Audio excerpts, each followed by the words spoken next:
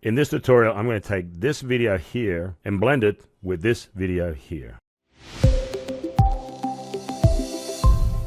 Hey, it's Grips, and as always, thanks for joining me as you do. Okay, so I got this little video track in here in the overlay track of this brutally handsome looking fella. And what we're going to do is we're going to separate this background from the foreground. In other words, I want a very contrast difference. In order to do that, I'm going to double click. I'm going to go straight to the color tab. Now, I will tell you this, it obviously works better with darker color than it does with lighter colors. We're going to stay in the basics. We're going to go into the saturation, and I'm going to remove all the colors. So I'm going to go back to a black and white, and then I'm going to go into the tone curve. And what I want to do is basically create a white and black image. So I'm going to paste a node here. I'm going to drag it down and forward, and I'm going to do the same thing here. I'm going to drag it up and forward, and the more I can get it to be an absolute black and white, the better the effect is going to be. And I think this is where I'm really now pushing the boundaries.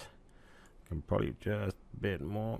All right, so I'm quite happy with that, and I'm going to go back to the clip and introduce the second clip. So let's go get that second clip. Let's grab the other video and place it on the overlay number 3. So it's underneath the overlay number 2, and what we're going to do is we're going to blend the number 3 into number 2.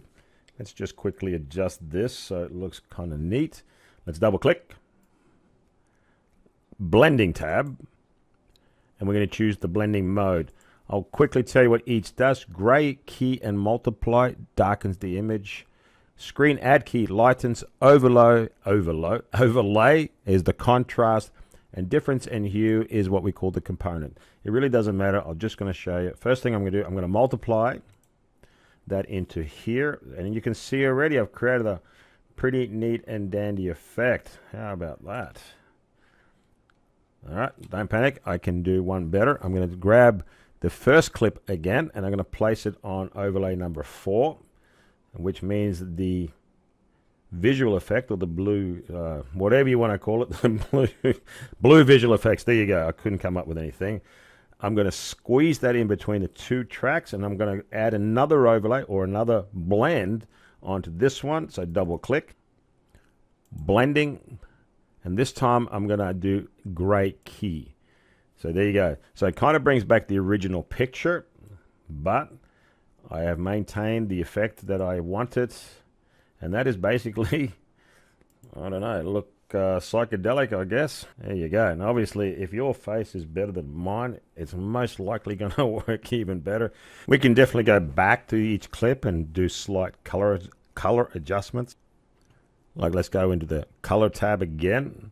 And this time we may use the color wheel and probably push the green lines on my face and just make them pop out a little bit more by pushing the highlights more towards the green.